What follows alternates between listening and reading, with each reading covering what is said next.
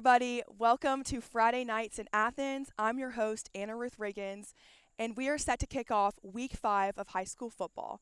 I'm at Waters-Wilkins Stadium, where Cedar Shoals will kick off against Walnut Grove at 7:30 tonight. We'll be back after this short break.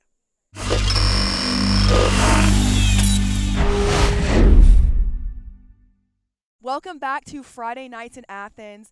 I am joined now by our Game of the Week analyst, Rafa Cruz and Traven Gray. So, guys, Cedar Shoals is in their second region matchup tonight against Walnut Grove, who they haven't lost to since 2016. So, guys, what can we expect from this game tonight? We're definitely going to see a tough one tonight. It's going to be a game where we're going to see two region rivals come in. They're in a tough region as it is, Region 8-4A. They're going to come in, they're going to play hard with each other, and we're going to expect to see a really hard-fought contest tonight. Yeah, so, Rafa, what do you have to say about this? Like you mentioned, it's a tough region. They play in 9 different teams in that region, too, so the amount of playoff spots is limited, and these teams hate each other. They're big football rivals, basketball rivals. On the Cedar Shoals side of things, they've been struggling out the gate, 0-3 so far. Now they're at home, hungry for a victory. And the biggest struggle for them so far has been offensively because they've had to replace Mandrell Glenn, their quarterback from a year ago, first-team all-region selection. But if the Jaguars want to win their first game of the season, new quarterback Anthony Hubbard is going to have his best performance yet. And we'll talk a little bit more about Hubbard later in the show, but he's going to have put on a big performance tonight. Yeah, I totally agree. So after this, we will have a 2-minute drill with Patrick Cassett, and after this break.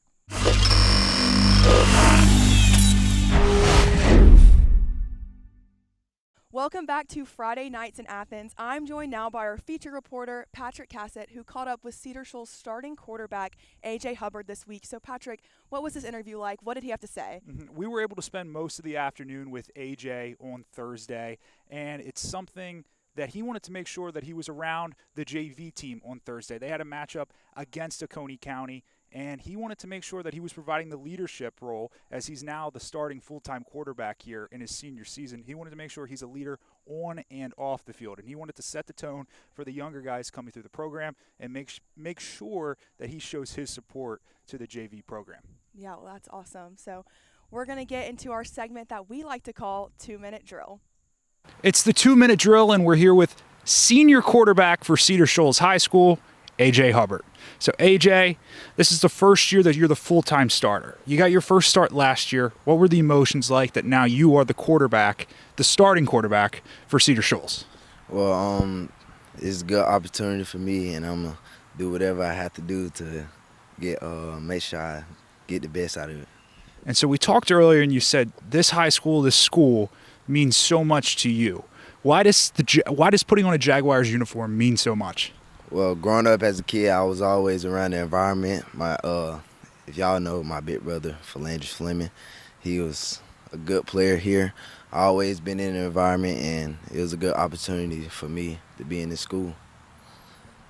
So you're known as a defensive stopper on the basketball court, but you're a leader on the offensive side here for the football team. What's it like to make the transition between sports as a multi-sport athlete? Well, whatever coach need me to do, I'm going to do to help win the game, no matter if I'm on defense or offense. You guys have gotten off to a little bit of a slow start, but now you're entering into the full season of region play here. What's the transition like, and what do you guys have to do to take the play to the next level? We just got to keep believing in the standard. We have a standard here that we have set during the summer. We just got to keep believing in it. It's going to turn around. Okay, so a couple rapid-fire quick questions here. Favorite Madden player? Pat Mahomes. Favorite team to play on Madden? Green Bay Packers. Favorite pregame meal on Friday nights? Baked chicken Cobb salad from Chick-fil-A. And finally, the player you mold your game around the most? Aaron Rodgers. And there you have it. That's the 2-minute drill here with quarterback A.J. Hubbard.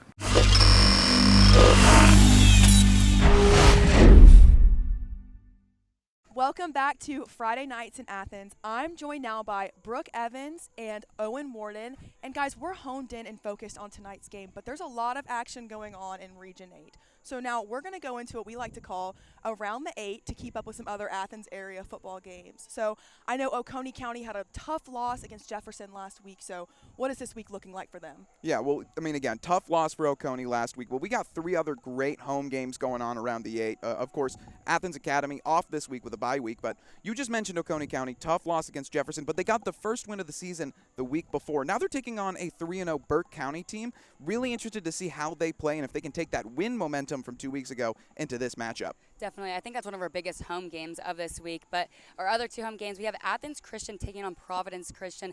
They're currently 0-3, so head coach Tony Pierce is just really looking to get a win on their record. Could be a difficult game for them. Their next game that we got Prince Avenue Christian taking on Eagles Landing. Prince Avenue Christian is 4-0 right now. They had a very difficult game to start out their schedule, but now it's looking to be could be smooth sailing for them going forward as long as their performance keeps up to the caliber that they've been at. Yeah, so moving into away games this week, I know the undefeated North Oconee Titans are taking on Madison County tonight. So, yes, they are. So we actually talked earlier this week, and we deemed this game, North Oconee versus Madison County, to be the biggest game in around the 8.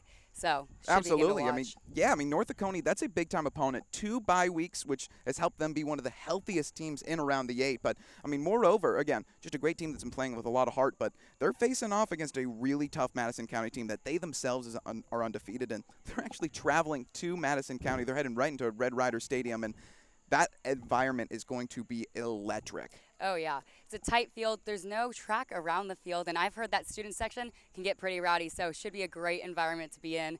You know, Coach even stated it himself.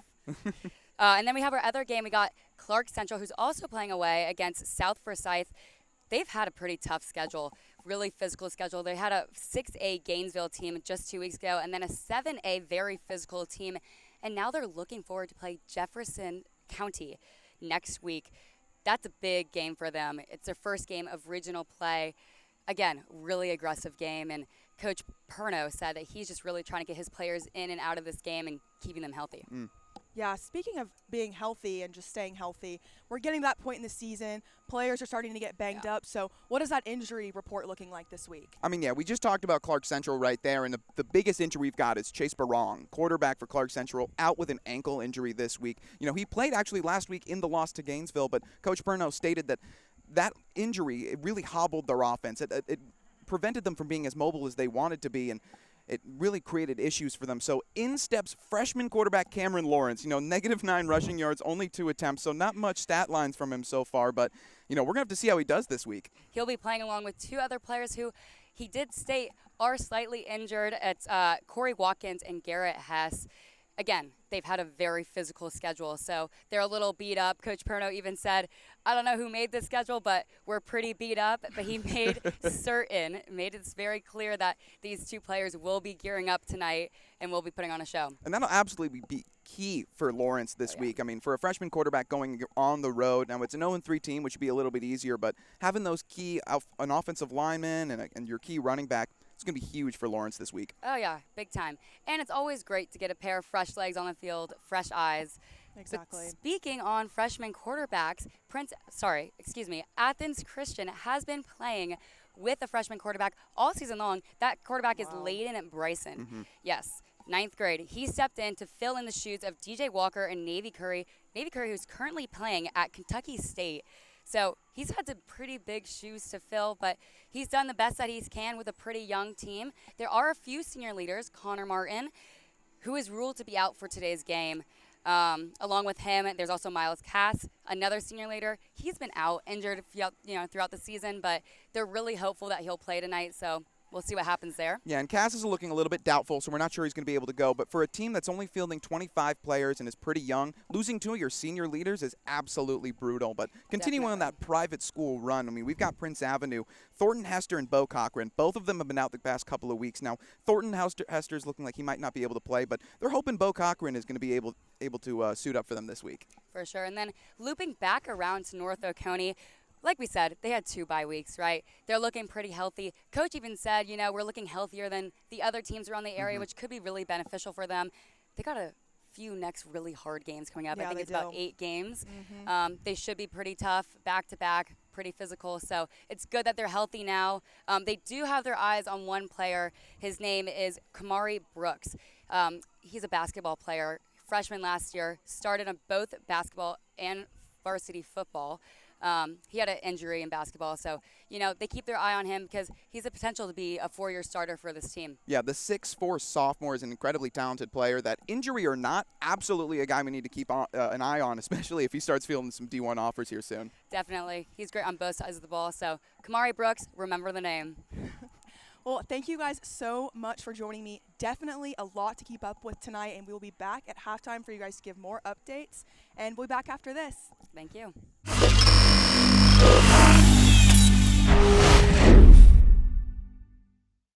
Welcome back to Friday Nights in Athens. I'm joined here again by Rafa Cruz and Traven Gray. So it is getting close to game time, guys. So let's give a breakdown of this matchup tonight.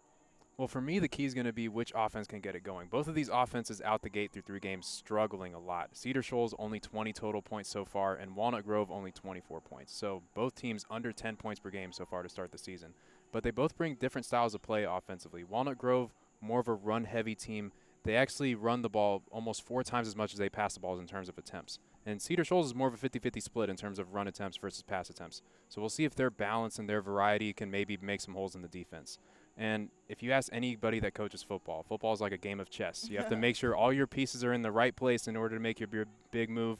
So we'll see which strategy, which style of play proves to be the best one tonight. Yeah, so Walnut Grove has not beaten Cedar Shoals since 2016. So, Trey, what do you think it's going to take for Walnut Grove to win tonight? Well, like Rafa was saying, it's a game of strategy, and we already know Walnut Grove's strategy is going to be to run the ball. They're going to run the ball a lot, just as he said.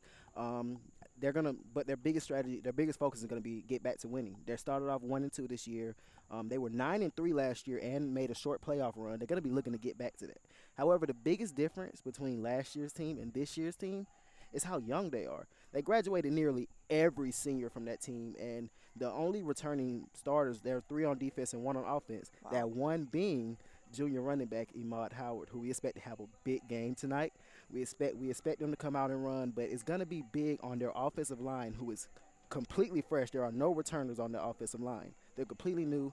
I talked to head coach Robert Andrews this past week rather. He talked about execution. That was the biggest thing that he said from the offensive line. He wants them to get out. He wants them to make plays. He wants them to be able to make those big blocks to open up the gaps for Howard to be able to get going for their run game. He's a 1,300-yard rusher last year, so we're going to hope to see a bit more of that in this game. And if they can do that, then Walnut Grove has a good chance of getting out of that 4-game losing streak. And you expect a young team like that to struggle with execution right out the gate, right? Like, this is a young team. A lot of them don't have starting experience before this season. And it sounds like if Walnut Grove wants to get the win tonight, Howard's going to have a big S on his chest, and he's going to have to play hero ball. So we'll see how he does tonight. So moving into some final score predictions, I think this is going to be a low-scoring game, but I do think that Cedar Shoals is going to come out on top. I think they have that home field advantage. I think they're hungry for a win, like we've been talking about. So what are y'all's final score predictions of this matchup tonight? I'm with Anna Ruth on this one. I think it's a low-scoring affair where we're going to see a lot of ground and pound offense, where we're going to see a lot of drives maybe come to the end around midfield. So I see a lot of punting. As such, I can see this ending around 28 to, I guess, 7 would be a good score. I think 28-7 is probably how this ends. Cedar coming out with the win. Look at us all in sync and agreeing together. I also think Cedar Shoals, we're all in agreement. Cedar Shoals is at home, 0-3. They're hungry for their first victory. And, I have 2 little brothers at home. And sometimes when one of them is thinking that they're on the up and up and they can beat me, I have to be like, hey, no, I'll still get the best of you. And Cedar Shoals, they've won 4 in a row since 2016. They're going to try and make their mark tonight and prove that they're the big brother and come out with the win. I think it's going to be 28-21. Exactly. I think Cedar Shoals is looking for that 5th win over Walnut Grove tonight. So thank you guys for joining me, and we'll be back at halftime for another first half breakdown. So we'll be back after this break.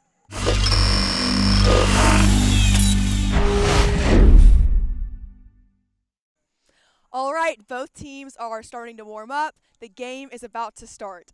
Cedar Shoals, Walnut Grove, Friday Night Lights in Athens. It doesn't get any better than this. We'll see you at halftime and enjoy the game.